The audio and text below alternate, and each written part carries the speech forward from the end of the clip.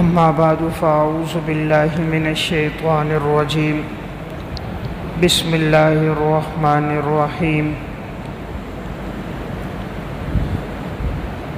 وقال النبي صلى الله عليه وسلم كان رجل يداين الناس فكان يقول لفتاه إذا أتيت معسرا تجاوز عنه لعل الله أن يتجاوز عنا قال فلقي الله فتجاوز عنه رواه البخاري والمسلم صدق الله العظيم۔ قرآن کریم اور احادیث مبارکہ کی روشنی میں کامیاب تاجر کے تقریباً 60 اعمال اور اوصاف کا تذکرہ ملتا ہے کہ اگر ان اوصاف کی رعایت رکھی جائے تو اللہ رب العزت اس تاجر کی تجارت میں برکت ڈال دیتے ہیں۔ ہر مسلمان کی یہ خواہش ہوتی ہے کہ اس کے رزق میں وسعت ہو، تجارت میں برکت ہو، اللہ تعالیٰ اسے تکالیف مصائب سے محفوظ رکھے۔ تو ایسے اعمال اور اوصاف کون سے ہیں کہ جن کی ہم رعایت رکھیں گے تو ہماری تجارت دن بدن ترقی کرے گی اور ہمارے مال میں اللہ تعالیٰ وسعت اور برکت عطا فرمائیں گے؟ تو تتبع اور تلاش میں ایسے اعمال جب سامنے آئے تو ان میں سے 15 اعمال کا تذکرہ رمضان المبارک سے پہلے کے درس میں نے کر دیا تھا۔ آج کے درس میں 16ویں نمبر پر عمل ہے تنگ دستوں کے ساتھ نرمی کا معاملہ کرنا۔ تنگ دستوں کے ساتھ نرمی کا معاملہ کرنا۔ جو تاجر یہ چاہے اللہ تعالیٰ اس کی تجارت میں برکت بھی دے اور اللہ تعالیٰ اس کے ساتھ عفو و درگزر کا معاملہ کرے، اسے چاہیے کہ اس سے جو لین دین کرنے والے معاملات کرنے والے ہوں وہ ان کے ساتھ نرمی کا برتاؤ رکھے۔ نبی اکرم صلی اللہ علیہ وسلم نے ایک شخص کا واقعہ بیان فرمایا کان رجل یداین الناس، ایک شخص تھا جو لوگوں کے ساتھ بے و شراء اور معاملات کیا کرتا تھا۔ فکان یقول لفتاہ، اس نے اپنے نوجوانوں سے کہا ہوا تھا اذا اتیت معسرا تجاوز عنہ، جب کوئی تنگ دست آئے تو تم اسے معاف کرو، لعل اللہ ان یتجاوز عنا، شاید اللہ تعالی ہمیں بھی معاف کر دے۔ قال فلقی اللہ فتجاوز عنہ، جب اللہ تبارک و تعالی سے یہ شخص ملا تو اللہ تعالی نے اس کے گناہوں کو معاف کر دیا۔ یعنی یہ شخص تاجر تھا، اس کے پاس جو کام کرنے والے نوکر اور خادم تھے، اس نے ان سے کہا تھا کہ اگر معاملہ کسی تنگ دست کے ساتھ ہو تو تم نرمی کیا کرو، اگر وہ رقم ادا نہ کر سکے تو اس کو معاف کر دیا کرو، امید ہے کہ اللہ ہمیں بھی معاف کرے گا۔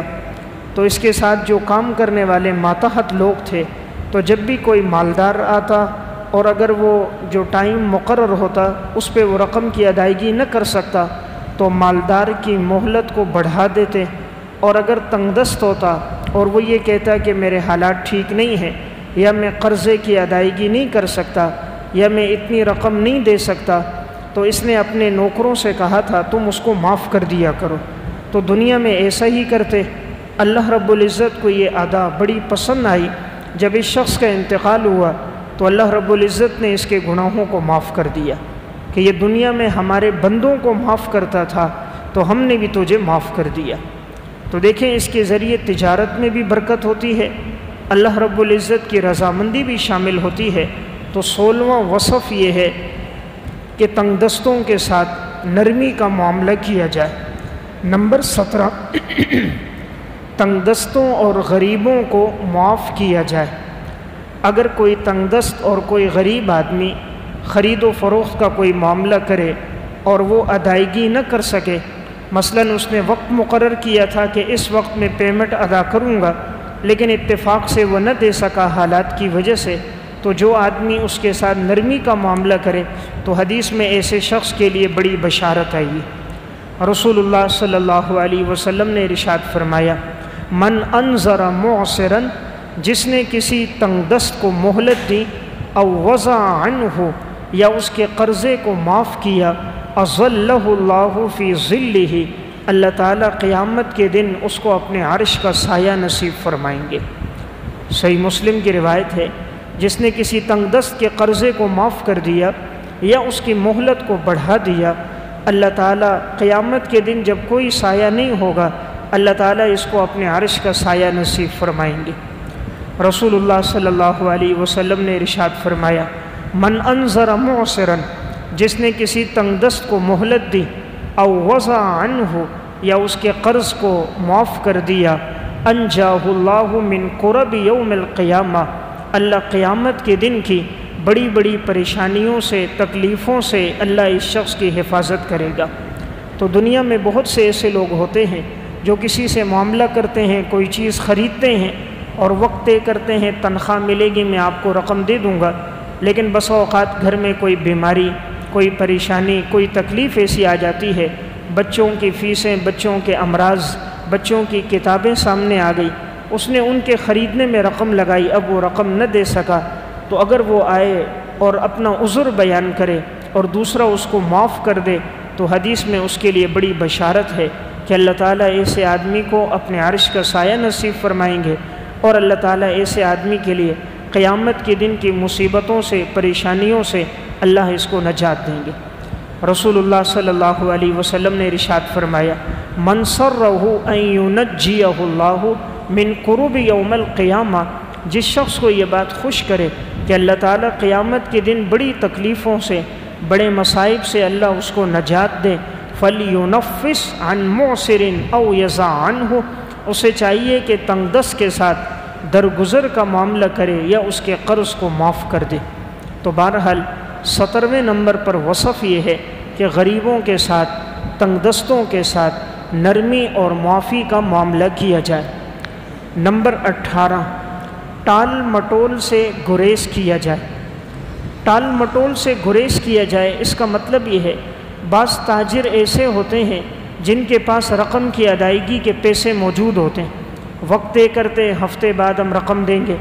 اب جب دوسرا اپنے رقم کے مطالبے کے لیے آتا ہے تو وہ تاجر آگے سے ٹال مٹول کرتا ہے، کل دوں گا، پرسوں دوں گا، ہفتے بعد دوں گا، 10 دن بعد دوں گا، حالانکہ وہ ادا کر سکتا ہے، اس کے پاس رقم موجود ہے۔ ایسا آدمی جو جان بوجھ کر قصداً دوسرے کو تکلیف دینے کے لیے ایسا کرے، تو آپ صلی اللہ علیہ وسلم نے اس شخص کے بارے میں فرمایا، مطل الغنی ظلم، مالدار آدمی کا ٹال مٹول کرنا ظلم ہے۔ یعنی ایک آدمی صاحب وسعت ہو کر وقت طے کرتا ہے، اس وقت میں رقم دوں گا، پھر بھی نہیں دیتا، آپ نے فرمایا یہ ظلم کر رہا ہے۔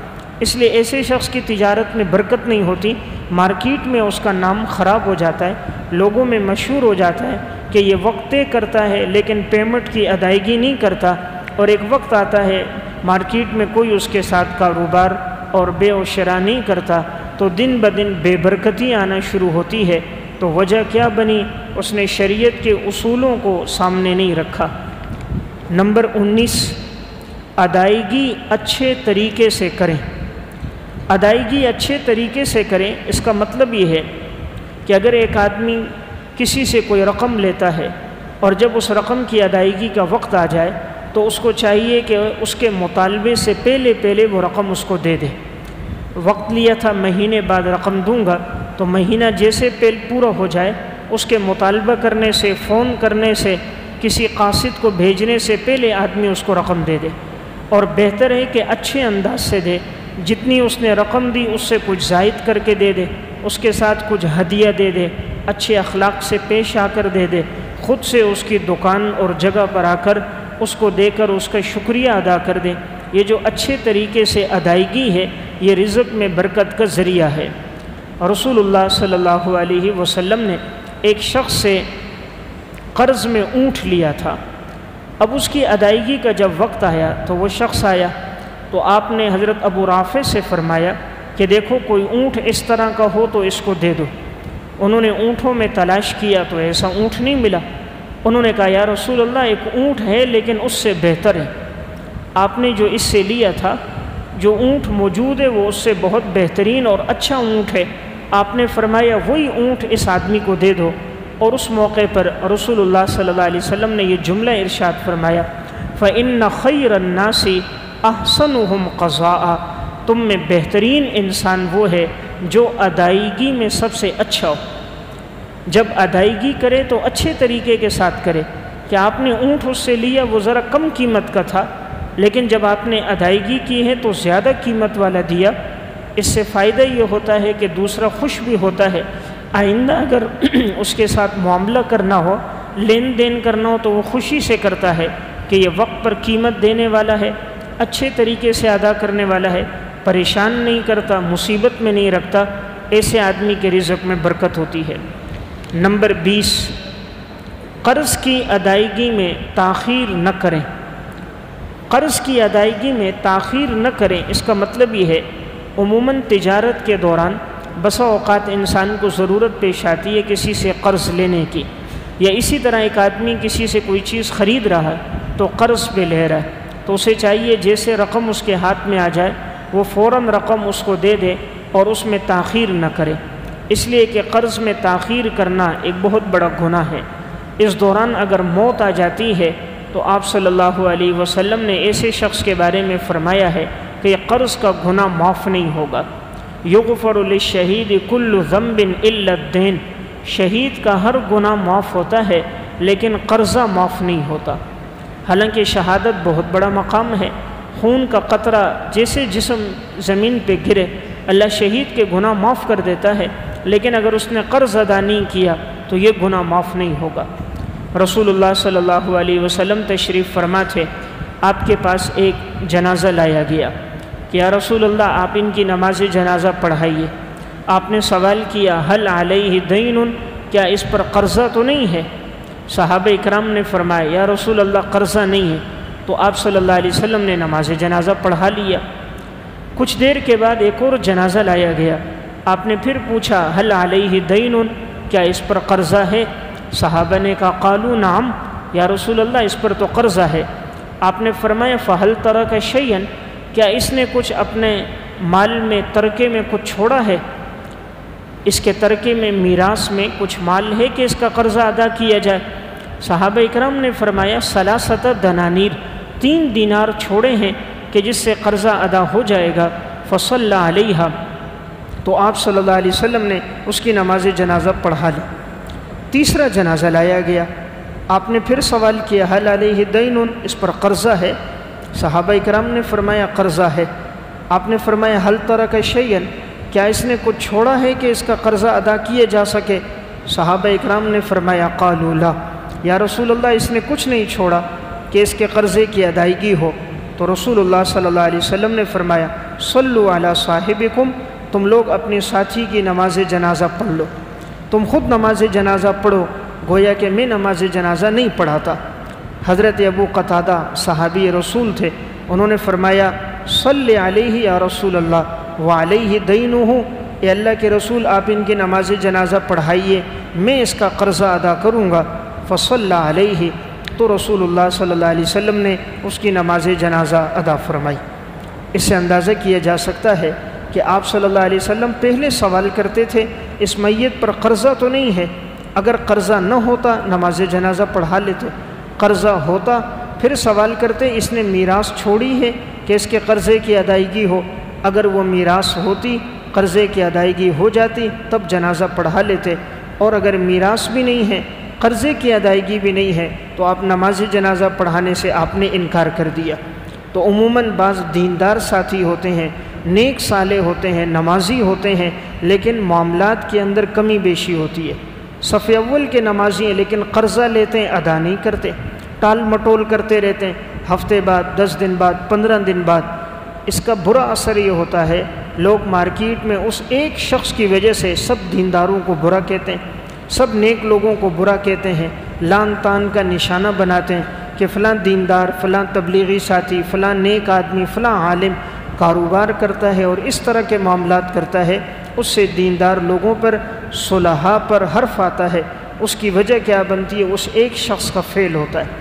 تو بہرحال اگر ہم چاہیں ہماری تجارت میں برکت ہو تو اس کے لیے ضرورت یہ ہے کہ قرضہ لینے کی آدمی اول عادت نہ ڈالے، اور اگر قرضہ لینے کی ضرورت پیش بھی آ جائے تو اسے چاہیے وقت مقرر پر اپنے قرضے کو ادا کرے۔ حضرت لقمان حکیم کا قول ہے، اپنے بیٹے سے فرمایا بیٹا قرض مت لیا کرو ورنہ رات کا سکون اور دن کا اطمینان تم سے چھین لیا جائے گا۔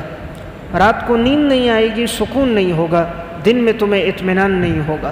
اور جب آدمی قرض لے لیتا ہے اس کی عزت کم ہو جاتی ہے، جس کا حق ہے وہ مطالبہ کرے گا، نہیں تو وہ سختی کرے گا، دو سخت جملے بھی کہے گا، بسا اوقات ٹال مٹول زیادہ ہوگی تو گریبان میں ہاتھ بھی ڈالے گا، کوئی آئے گا تو یہ کہے گا اس نے میرے اتنی رقم لی ہے، تو اس سے انسان کی عزت خراب ہو جاتی ہے۔ سوکھی روٹی آدمی کھا لے اور قناعت کی زندگی گزار دے، لیکن اپنے آپ کو حرام سے اور ایسی بیجا عادتوں سے بچائے جس سے اس کی عزت پہ حرف آئے۔ تو بہرحال یہ ایک بڑی اہم بات ہے کہ اچھا تاجر وہ ہوگا کہ جو قرض کی ادائیگی میں تاخیر نہیں کرے گا۔ نمبر 21، قرض کی ادائیگی احسن طریقے کے ساتھ کریں۔ اگر ایک آدمی کسی سے قرض لے بھی لے تو اسے چاہیے کہ جب ادائیگی کا وقت آئے تو بہترین طریقہ، خوبصورت طریقہ اس کا اختیار کرے۔ رسول اللہ صلی اللہ علیہ وسلم کے بارے میں حضرت جابر بن عبداللہ فرماتے ہیں، قال کان لی علی النبی صلی اللہ علیہ وسلم دین، میرا رسول اللہ صلی اللہ علیہ وسلم پر قرضہ تھا، فقضانی وزادنی، آپ نے میرا قرضہ بھی ادا کیا اور اضافہ کر کے ادا کیا۔ آپ نے میرا قرضہ بھی دیا، بڑھا کر دیا۔ اگر ابتدا میں آدمی شرط لگائے وہ تو سود ہے۔ اگر کوئی ابتدا میں کہے میں آپ کو قرضہ دوں گا 1,00,000 روپے اور آپ سے جب لوں گا سال کے بعد 4 مہینے کے بعد 1,05,000 لوں گا، تو قرض پر جب نفع لے گا وہ تو سود ہے اگر شرط لگائی جائے۔ اگر شرط نہیں لگائی گئی، صرف یہ کہا ایک آدمی نے دوسرے کو قرض دیا، اب جس نے قرض لیا تھا جب ادائیگی کا وقت آیا تو اس نے کہا یار اس نے میرے اوپر احسان کیا، مجھے قرضہ دیا، اب اگر وہ اپنی خوشی سے 1,00,000 روپے کے ساتھ کوئی 1,000-2,000 کا ہدیہ دے دیتا ہے، کوئی چیز خرید کے اس کو دے دیتا ہے، جبکہ ابتدا میں شرط نہیں لگائی گئی، نہیں دینے والے کی یہ نیت تھی میں اس لیے دے رہا ہوں کہ یہ مجھے ساتھ زائد رقم دے گا، تو وہ سود میں نہیں آتا۔ یہ چیز سود میں نہیں ہے۔ سود کہتے ہیں کل قرض جر نفع فهو ربا، ہر وہ قرضہ جو نفع کو کھینچے وہ سود ہے۔ تو جب قرضے پر نفع آئے گا وہ سود ہوگا، جب شرط نہ لگائی جائے تو وہ سود نہیں ہے۔ تو آپ صلی اللہ علیہ وسلم نے حضرت جابر بن عبداللہ سے قرض لیا، لیکن جب ادائیگی کا وقت آیا حضرت جابر فرماتے ہیں آپ نے ادا کیا اور کچھ اضافہ کر کے دیا۔ اس سے محبت بڑھتی ہے، اور ایسا تاجر جو ہوتا ہے مارکیٹ میں لوگوں کے درمیان اس کی نیک نامی میں اضافہ ہوتا ہے۔ نمبر 22، اپنے شریک کے ساتھ خیانت نہ کریں۔ اپنے شریک کے ساتھ خیانت نہ کریں۔ اگر 2 آدمی مل کے کاروبار کر رہے ہیں، جیسا کہ عموماً ہوتا ہے 2 سے 3 آدمی مل کر کوئی بزنس کوئی کام شروع کرتے ہیں، اب ہوتا یہ ہے کہ دیکھنے میں آیا ہے ایک ساتھی جو ہوتا ہے جو تیز ہے، مارکیٹ سے واقف ہے، پڑھا لکھا ہے، سمجھدار ہے، وہ عموماً سارے مال کو اپنی طرف لے لیتا ہے، خیانت کر دیتا ہے، دوسرے کو پتہ ہی نہیں چلتا، خود زائد نفع لیتا ہے، دوسروں کو کم دیتا ہے، ان کو دھوکے میں رکھتا ہے۔ تو ایسا آدمی جو اپنے شریک کے ساتھ خیانت کرے تو اللہ تعالیٰ برکت کو اٹھا دیتے ہیں۔ رسول اللہ صلی اللہ علیہ وسلم نے ارشاد فرمایا، ان اللہ عز وجل یقول، اللہ رب العزت ارشاد فرماتے ہیں، حدیث قدسی ہے، انا ثالث الشریکین، میں 2 شریکوں کے ساتھ تیسرا میں ہوتا ہوں، ما لم یخن احدہما صاحبہ، جب تک ان میں سے کوئی ایک اپنے ساتھی کے ساتھ خیانت نہ کرے، فاذا خانہ خرجت من بینہما، جب ایک دوسرے کے ساتھ خیانت کرتا ہے تو اللہ تعالیٰ فرماتے ہیں میں درمیان سے نکل جاتا ہوں، یعنی اللہ کی برکت ختم ہو جاتی ہے۔ تو یہ سنن ابی داؤد کی روایت ہے، اس میں اللہ رب العزت ارشاد فرما رہے ہیں جب کوئی 2 آدمی کاروبار میں شریک ہوں تو اب اگر ان میں سے کوئی ایک دوسرے کے ساتھ خیانت کرے تو اللہ رب العزت فرماتے ہیں میں درمیان سے پھر نکل جاتا ہوں۔ گویا اللہ کی مدد اور برکت اس وقت تک ہوتی ہے جب کہ وہ دونوں ایک دوسرے کے ساتھ اچھا سلوک کریں، امانت دار ہوں۔ اسی لیے دیکھیں اکثر دیکھا گیا ہے کہ عموماً ایسے تاجروں پہ زوال جو آتا ہے، تکلیف اور پریشانیاں جو آتی ہیں، وہ اپنے ساتھی کے ساتھ خیانت کرتے ہیں، ان کو دھوکے میں رکھتے ہیں، پھر اگلے دن سے ان کا نقصان شروع ہو جاتا ہے، نیک نامی ختم ہو جاتی ہے۔ اس لیے بہتر اصول یہ ہے آدمی اپنے شریک کے ساتھ خیانت نہ کرے۔ حضرات سلف میں یہ معمول تھا، وہ خیانت سے بہت بچتے تھے، کوئی بھی عیب اور خامی ہوتی فوراً بتا دیتے۔ ایک واقعہ امام حاکم رحمۃ اللہ علیہ نے المستدرک علی الصحیحین میں اور امام بیہقی نے شعب الایمان میں لکھا، ایک شخص نے اونٹنی خریدی، وہ راستے میں جا رہا تھا، اتنے میں حضرت واصلہ بن اسقع رضی اللہ تعالیٰ عنہ صحابی آ گئے۔ انہوں نے دیکھا کہ اس نے اونٹنی ان کے شریک سے خریدی ہے، تو یہ آئے ان کے پاس، کہا آپ نے اونٹنی کس لیے لی؟ انہوں نے کہا میرا ارادہ ہے میں حج کے سفر میں جاؤں گا، اس لیے میں نے اونٹنی خریدی ہے۔ کہا اونٹنی تمہیں پسند ہے؟ کہا جی بالکل پسند ہے۔ کہا اس اونٹنی میں ایک عیب ہے؟ انہوں نے کہا مجھے تو کوئی عیب نظر نہیں آیا، بالکل ٹھیک ہے، فربہ ہے، موٹی تازی اونٹنی ہے۔ حضرت واصلہ بن اسقع نے فرمایا اس کا پاؤں اٹھاؤ۔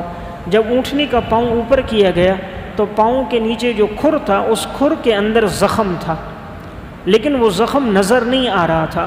جب اونٹنی پاؤں رکھتی تھی وہ زخم نظر نہیں آتا تھا۔ انہوں نے کہا اس میں زخم ہے، اب تمہاری مرضی ہے لینا چاہو اور تمہاری مرضی ہے نہ لو۔ تو جو دوسرا شریک تھا اس نے کہا حضرت آپ نے کیوں اس کو بتا دیا؟ آپ نہ بتاتے، یہ تو مجھ سے چیز خرید کے لے جا رہا تھا، آپ کی وجہ سے اب یہ مجھے واپس کرے گا۔ فرمایا میں نے حدیث سنی ہے، رسول اللہ صلی اللہ علیہ وسلم نے فرمایا جب کوئی آدمی کوئی چیز فروخت کرے اس میں کوئی عیب ہو اسے چاہیے وہ عیب بتا دے۔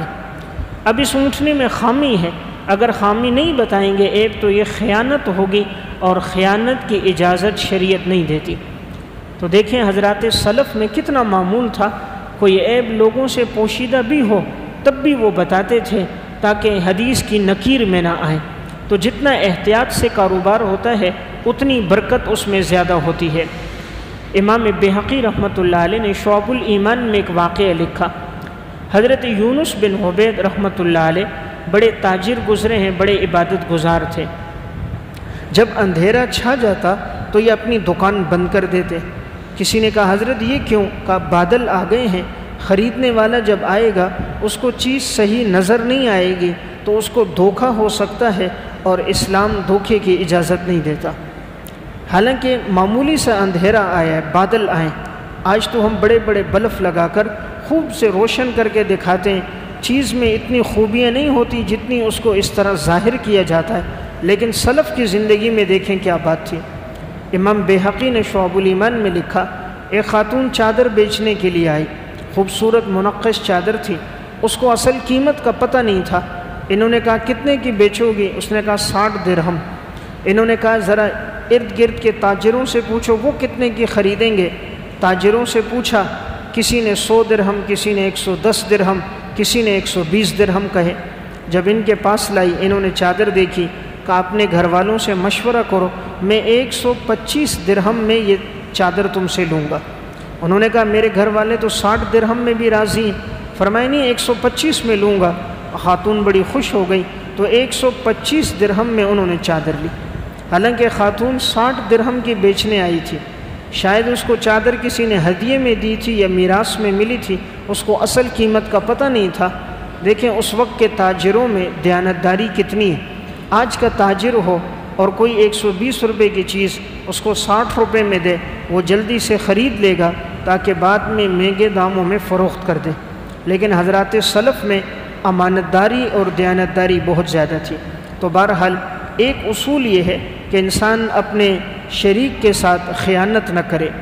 نمبر 23، ذخیرہ اندوزی سے بچیں۔ ذخیرہ اندوزی سے بچیں۔ کامیاب تاجر وہ ہوتا ہے جو دوسروں کے لیے وہی سوچتا ہے جو اپنے لیے سوچتا ہے۔ بعض تاجر ذخیرہ اندوزی کرتے ہیں، مارکیٹ میں ایک چیز موجود ہوتی ہے، جان بوجھ کے اس چیز کا اسٹاک کر دیتے ہیں، مارکیٹ میں کمی لے آتے ہیں تاکہ جب چیز کی قلت ہو جائے اور خریدنے والے لوگ کثرت کے ساتھ آ جائیں تو ہم اپنے منہ مانگے داموں کے ساتھ اس کو فروخت کریں۔ ایسے شخص کے بارے میں رسول اللہ صلی اللہ علیہ وسلم نے ارشاد فرمایا، من احتکر فہو خاطئ، جو ذخیرہ اندوزی کرتا ہے ایسا آدمی گناہ گار ہے، خطا کار ہے۔ رسول اللہ صلی اللہ علیہ وسلم نے ارشاد فرمایا، من احتکر علی المسلمین طعامہم، جو مسلمانوں پر کھانے پینے میں ذخیرہ اندوزی کرے گا، ضربہ اللہ بالجذام والافلاس، اللہ تعالیٰ اس پر مسلط کر دے گا جذام کی بیماری کو، اور اللہ افلاس فقر و فاقے کو مسلط کر دے گا۔ فقر و فاقے کو اور بیماریوں کو اللہ مسلط کر دے گا۔ آپ دیکھیں عموماً ایسے تاجر جو اس طرح بڑی بڑی مارکیٹوں میں ذخیرہ اندوزی کرتے ہیں، کوئی چاول کی، کوئی چینی کی، کوئی آٹے کی، کوئی دیگر پیداوار کی، تاکہ ہم اس کو مہنگے داموں میں بیچیں، پھر ہوتا وہی ہے جیسے حدیث میں آیا، اللہ فقر میں مبتلا کر دیتا ہے۔ ماضی قریب میں آپ نے مثالیں دیکھیں، بڑے بڑے تاجر تھے، کسی کی تجارتی فیکٹری کو آگ لگ گئی، جتنا کچھ ذخیرہ اندوزی کیا تھا سب کا سب جل کے ختم ہو گیا۔ وہی شخص جو کل تک اربوں روپے کا مالک تھا، اگلے دن اس کی حالت یہ ہوتی تھی کہ اس کے پاس سر چھپانے کی اب جگہ موجود نہیں، تو ایسا فقر و فاقے میں مبتلا ہو گیا۔ عموماً ایسے لوگوں کا مال یا آسمانی آفات میں، یا سیلاب میں، یا زلزلوں میں، یا چوریوں میں، یا کسی کے مال چھیننے میں، یا ناحق قتل و غارت گری میں ایسے لوگوں کا مال ضائع ہو جاتا ہے۔ اللہ ان کو نفع نہیں دیتا، یا بیماریوں میں لگا دیتا ہے، جتنا حرام کے راستے سے کمایا ہوتا ہے وہ سارا اسی طرح بیماریوں میں لگ جاتا ہے۔ تو آپ صلی اللہ علیہ وسلم نے اس سے منع فرمایا۔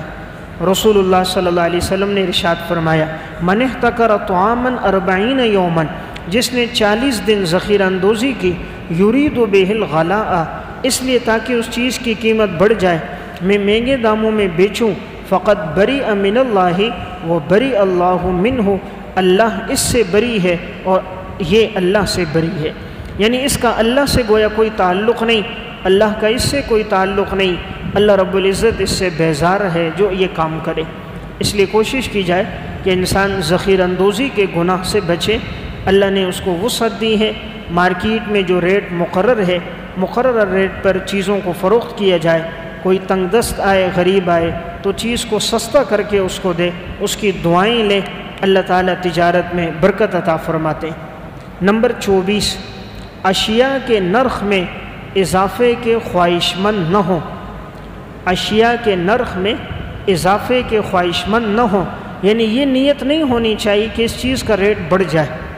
بہت ساری چیز اسٹاک کر دی، پورا ٹرک آٹے کا، چینی کا خرید لیا، سبزیوں کا لے لیا، اب یہ دعا کر رہے چیز کی قیمت بڑھ جائے تاکہ جتنی بڑھے اتنا مجھے نفع زیادہ ہو جائے۔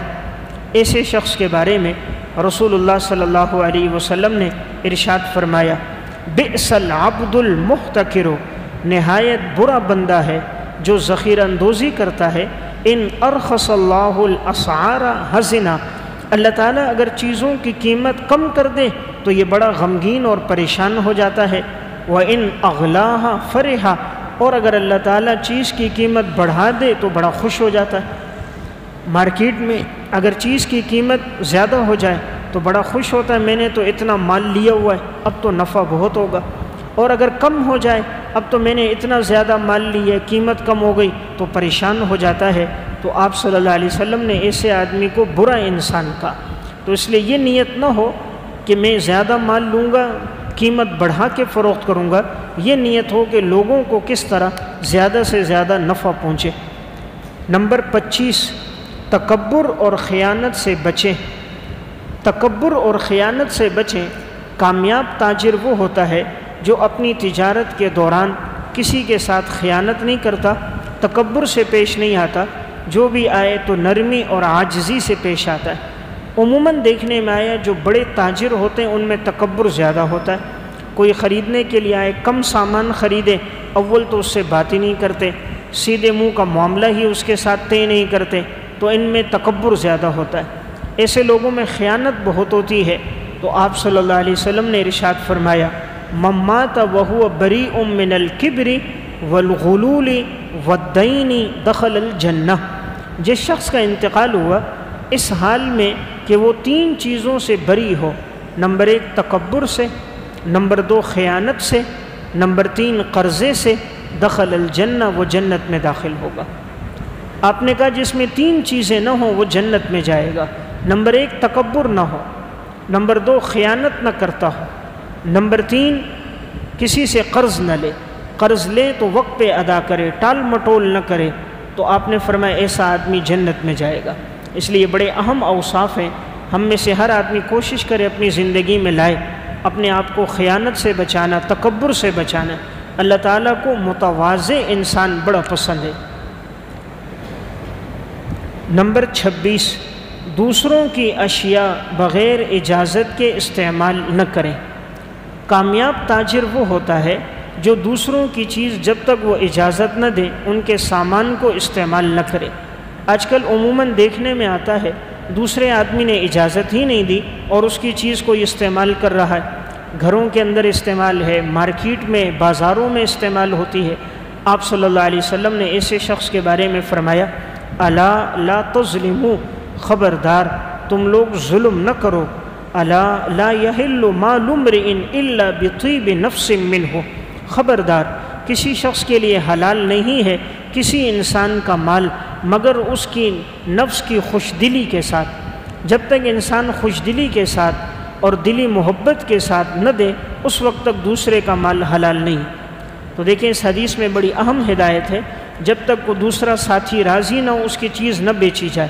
اسی طرح عموماً دیکھنے میں آتا ہے چند دکانوں میں ایک جیسا سامان ہوتا ہے، تو اگر ایک کے پاس کوئی گراہک آیا تو دوسرا جا کر دوسری دکان سے بغیر اجازت کے اٹھا لیتا ہے، حالانکہ وہ دکان والا اس پہ خوش نہیں ہوتا، اس کی چاہت ہوتی ہے گراہک میرے پاس آئے میں خود اس کو دوں، تو اس کی اجازت کے بغیر لے لینا، سامان اٹھا دینا، جبکہ وہ طیب نفس سے راضی نہ ہو، تو آپ نے فرمایا ایسا نفع انسان کے لیے حلال نہیں ہے۔ نمبر 27، دوسروں کی زمینوں پر ناحق قبضہ کرنے والے۔ دوسروں کی زمینوں پر جو ناحق قبضہ کر دیتا ہے، حدیث میں بڑے سخت الفاظ میں وعید آئے۔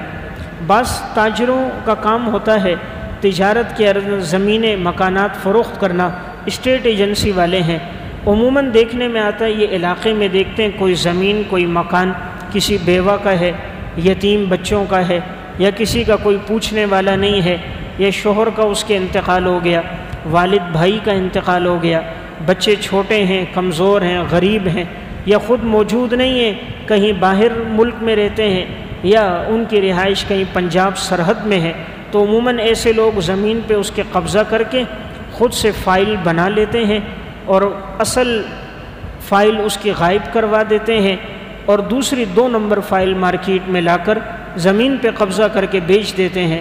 جو دوسرے کی زمین پہ قبضہ کرے، رسول اللہ صلی اللہ علیہ وسلم نے ارشاد فرمایا، من اخذ شبرا من الارض ظلما، جس انسان نے دوسرے کی زمین پہ قبضہ کیا، ایک بالش ناحق ظلماً قبضہ کیا، فإنه يطوقه يوم القيامة من 7 أرضين، اللہ تعالیٰ قیامت کے دن 7 زمینوں کو طوق بنا کر اس کے گلے میں ڈالے گا۔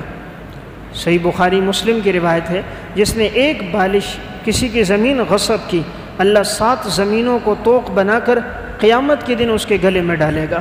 تو بعض لوگ یہ سمجھتے ہیں جی ہم اپنے بچوں کے لیے دولت جمع کر رہے ہیں، یتیم کے منہ سے نوالا کھینچ لینا اور اپنے بچوں کے لیے کرنا، یہ خیانت کا مال ان کو بھی نفع نہیں دیتا۔ بسا اوقات ایسی بیوہ عورتوں کی بددعا لگتی ہیں اور وہ مال نہ اسے نصیب ہوتا ہے نہ اس کی اولاد کو۔ ڈاکٹر عبدالغنی فاروق نے مکافات عمل میں ایک واقعہ لکھا، ایک بیوہ عورت کی زمین تھی اور اس کے چھوٹے چھوٹے بچے تھے، شوہر کا انتقال ہو گیا تھا، علاقے میں ایک مالدار دولت مند تھا، اسے پتہ تھا شوہر کا انتقال ہو گیا، اس کا کوئی پوچھنے والا ہے نہیں، بچے اس کے چھوٹے ہیں، تو اس نے اس بیوہ عورت کی زمین بڑی قیمتی تھی، مین روڈ کی زمین تھی، اس نے اس کی زمین پہ قبضہ کر دیا، اپنے آدمی بھجوا دیے اور انہوں نے جا کر وہاں ڈیرا ڈال دیا اور اصل جگہ سے اس کی فائل غائب کروا دی۔ جب وہ بیوہ عورت آئی اس کے پاس کہ یہ زمین تو میری ہے، اس نے کہا تمہارے پاس کیا ثبوت ہے؟ کہا یہ فائل ہے۔ کہا تمہاری فائل کا تو ریکارڈ ہی نہیں، جا کر دیکھو ریکارڈ نہیں ہے، ریکارڈ سے فائل غائب کروا دی۔ جن کو قبضے کے لیے بٹھایا وہ ان سے کہتی میری زمین ہے، وہ قبضہ خالی نہیں کرتے۔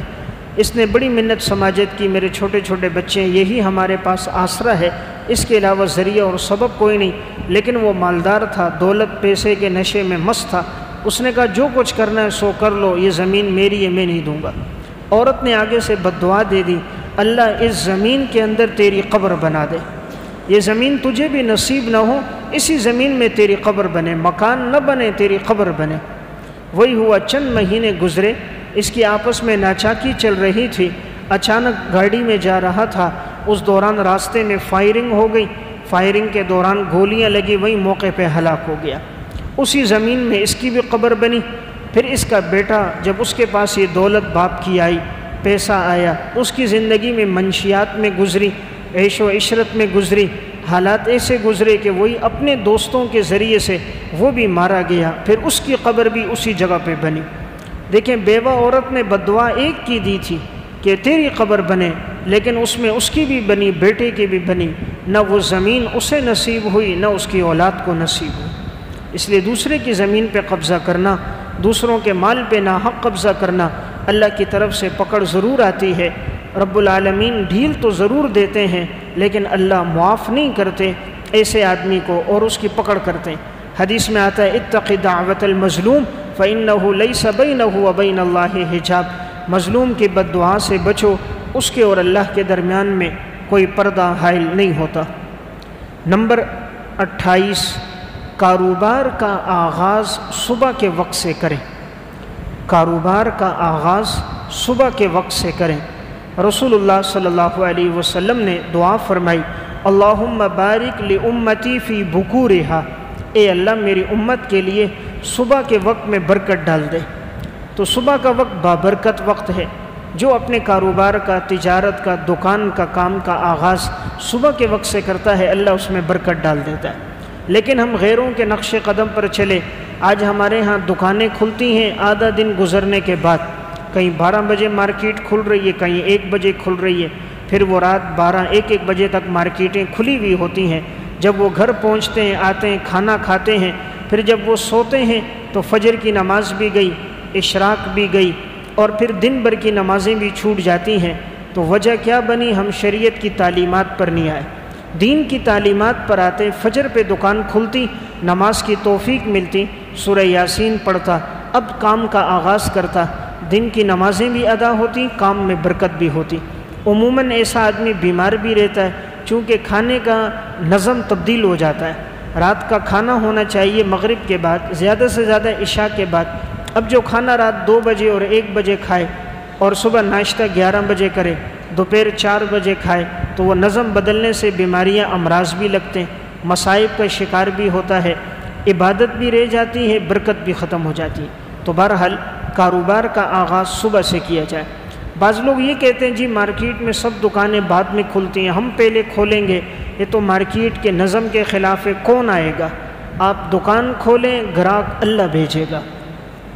دکان کھولنا ہمارا کام ہے، دکان میں برکت ڈال دینا اللہ کا کام ہے۔ اللہ خود گراہک بھیجے گا، خریدنے والے خود آئیں گے، انہیں معلوم ہوگا مارکیٹ میں فلاں شخص ہے جس کی دکان اس وقت کھلتی ہے اور اس کی زندگی کے اندر شریعت کی پابندی ہے، نیک آدمی، دیانتدار ہے، یہ دیانتداری کا وصف اس کو چمکا دے گا۔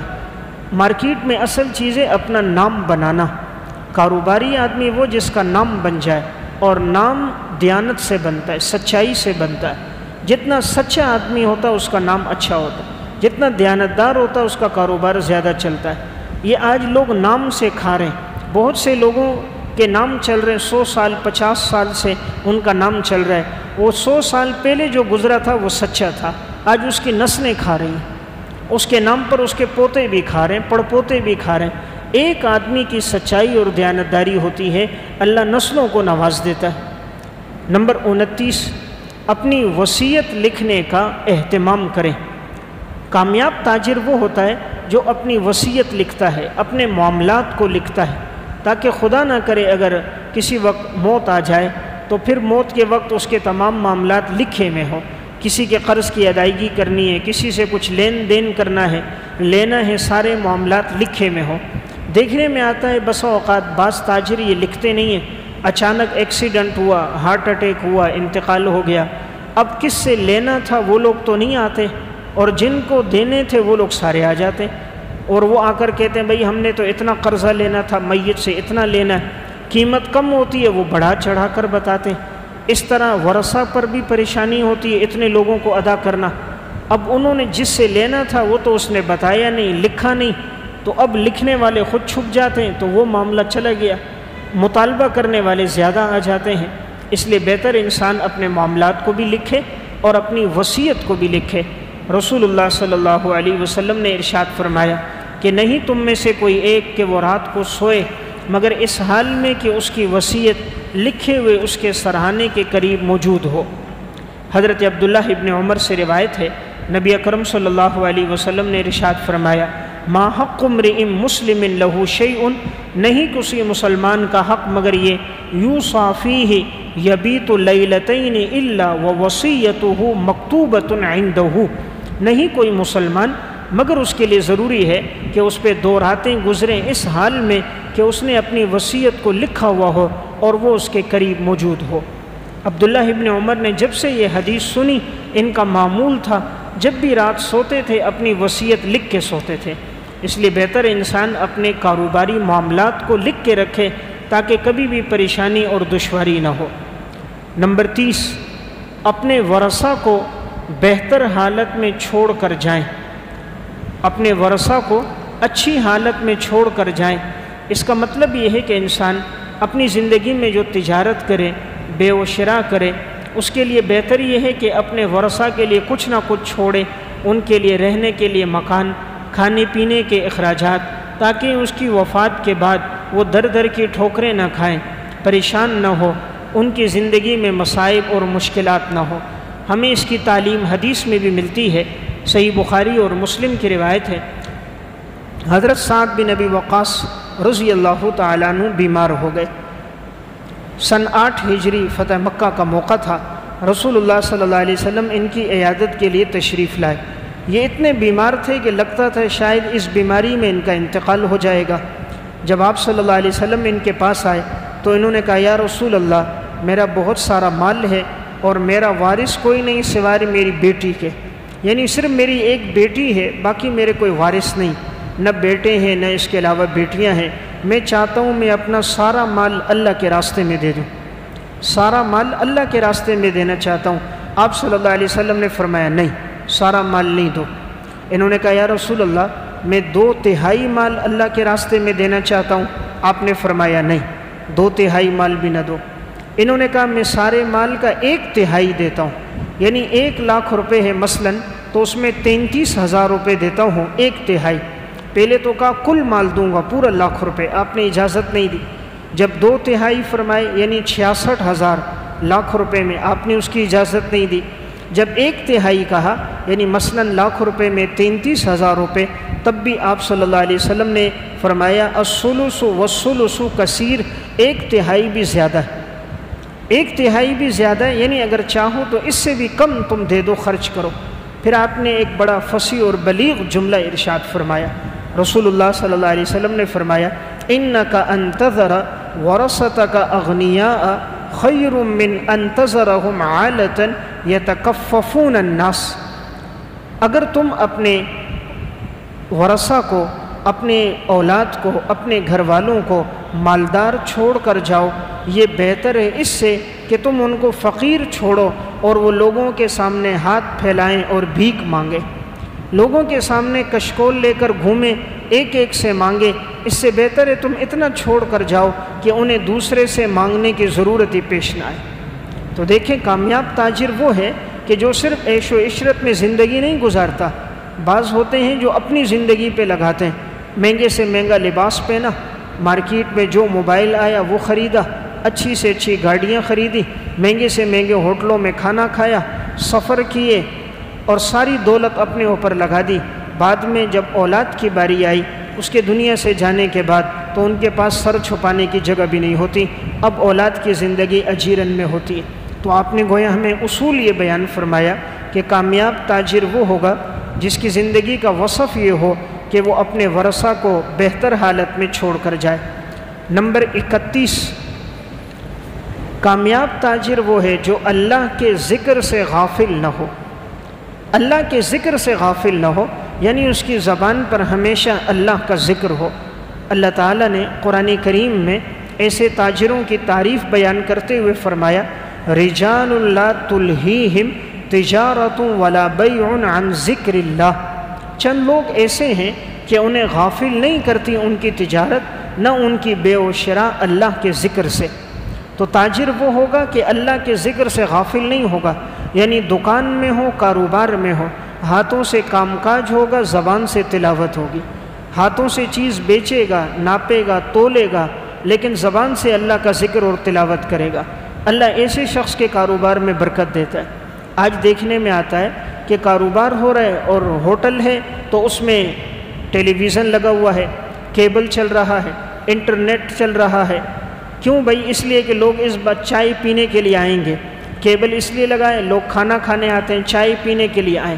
جب آپ حرام کام کا ارتکاب کر کے اپنی روزی کمانے کا ذریعہ بناؤ گے، اللہ اس میں برکت نہیں ڈالے گا۔ جب آدمی یہ نیت کرے گا تو یہ کتنوں کو گناہ میں مبتلا کر رہا ہے۔ جتنے لوگ آ رہے ہیں، کتنوں کی بدنظری ہو رہی ہے، غیر محرم پہ نظر پڑ رہی ہے، کتنے گانے سن رہے ہیں، کتنے فحاشی اور یعنی میں مبتلا ہو رہے ہیں۔ اس کے لیے ذریعہ اور سبب یہ بنا۔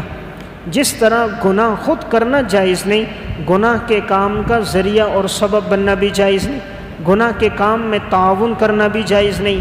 انسان خود اپنا ٹھیا لگائے، برکت اللہ دے گا۔ تو اس لیے ایک اہم وصف ہے تاجر اللہ کی یاد سے غافل نہ ہو، تجارت کرے، اللہ کو یاد کرتا رہے۔ اللہ تعالیٰ ایسے تاجر کے مال میں خوب برکت دیتا ہے۔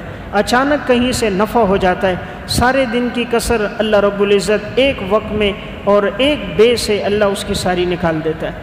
نمبر 32، کامیاب تاجر وہ ہے جو نماز کا اہتمام کرے، نماز کا اہتمام کرے، اس سے نماز نہیں چھوٹے۔ 32واں وصف نمازوں کا اہتمام۔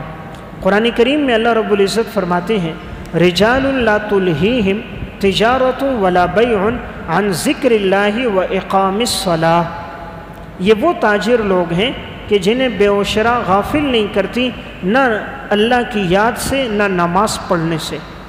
اللہ نے ان تاجروں کی تعریف کی ہے جو نماز سے غافل نہیں ہوتے، نماز پڑھنے والے ہوتے ہیں، یعنی کام کاج کر رہے ہیں لیکن ان کے کان متوجہ ہیں مسجد کی طرف، جیسے ہی اذان ہوئی فوراً مسجد آئے، ان کی توجہ گھڑی کی طرف، نماز کا وقت ہوا فوراً مسجد کے لیے پہنچے۔ اللہ تعالیٰ ایسے کے وقت میں برکت ڈالتا ہے، مال میں برکت ہوتی ہے۔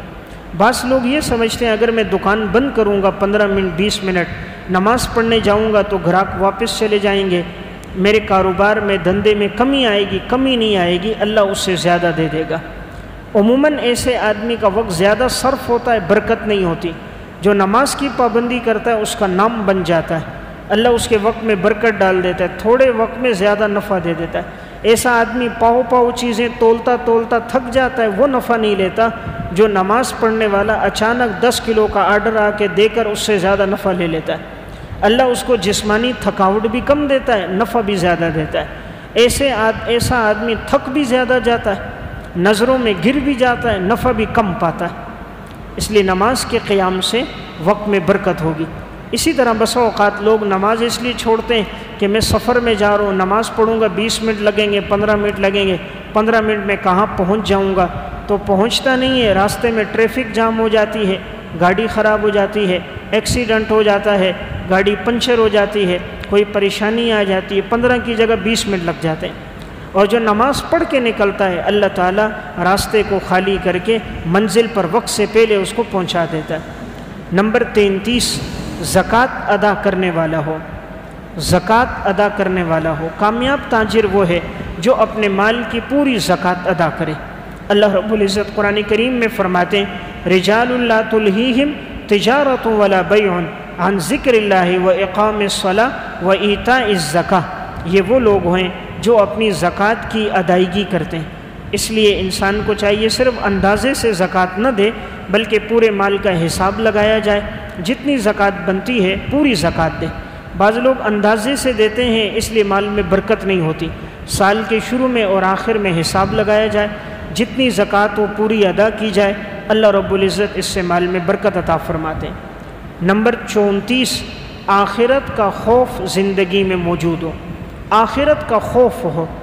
اللہ تعالیٰ قرآن کریم میں فرماتے ہیں رجال لا تلہیہم تجارت ولا بیع عن ذکر اللہ و اقام الصلاۃ و ایتاء الزکاۃ یخافون یوما، یہ وہ لوگ ہوتے ہیں جو آخرت کے دن سے ڈرتے ہیں، تتقلب فیہ القلوب والابصار، یہ وہ دن ہوگا جس دن میں الٹ جائیں گی آنکھیں بھی اور دل بھی۔ آخرت کا خوف ہوتا ہے، تو کامیاب تاجر وہ ہے جس کے دل میں آخرت کا ڈر ہو۔ آج تو ہم قانون سے ڈرتے ہیں، ملکی قانون کا خوف ہے، اللہ کا خوف نہیں۔ خیانت ہو رہی ہے، دھوکہ ہو رہا ہے، اللہ کا ڈر نہیں ہے۔ قانون کا ڈر ہے، فلاں کا ڈر ہے، اس لیے برکت نہیں ہوتی۔ جو اللہ کا خوف دل میں رکھ کر اپنے کام کا آغاز کرتا ہے، خیانت دھوکہ دہی سے بچتا ہے، اللہ تعالیٰ اس کے مال میں برکت عطا فرما دیتے ہیں۔ نمبر 35، وعدہ خلافی نہ کرے۔ کامیاب تاجر وہ ہے جو اپنے آپ کو وعدہ خلافی سے بچائے۔ رسول اللہ صلی اللہ علیہ وسلم نے ارشاد فرمایا، ان اطیب الکسب کسب التجار، سب سے بہترین کمائی تاجروں کی کمائی ہے۔ الذین اذا حدثوا لم یکذبوا، جب وہ بات بیان کریں تو وہ جھوٹ نہیں بولتے۔ وَإِذَا اؤْتُمِنُوا لَمْ يَخُونُوا، جب امانت رکھوائی جائے خیانت نہیں کرتے۔ وَإِذَا وَعَدُوا لَمْ يُخْلِفُوا، جب وہ وعدہ کریں تو وعدے کی خلاف ورزی نہیں کرتے۔ تو دیکھیں آپ صلی اللہ علیہ وسلم نے اہم وصف بیان فرمایا کہ تاجر وہ ہوگا جو جھوٹ نہیں بولے گا، تاجر وہ ہوگا جو خیانت نہیں کرے گا اور وعدے کی پاسداری کرے گا، وعدہ خلافی نہیں کرے گا۔ یعنی جس سے وعدہ کیا تھا پیمنٹ کی ادائیگی کا، سامان کے بھیجنے کا، معاملات کے طے کرنے کا، وہ اس کا پابند رہے گا۔ تو یہ میں نے آپ کے سامنے 35 اوصاف بیان کر دیے۔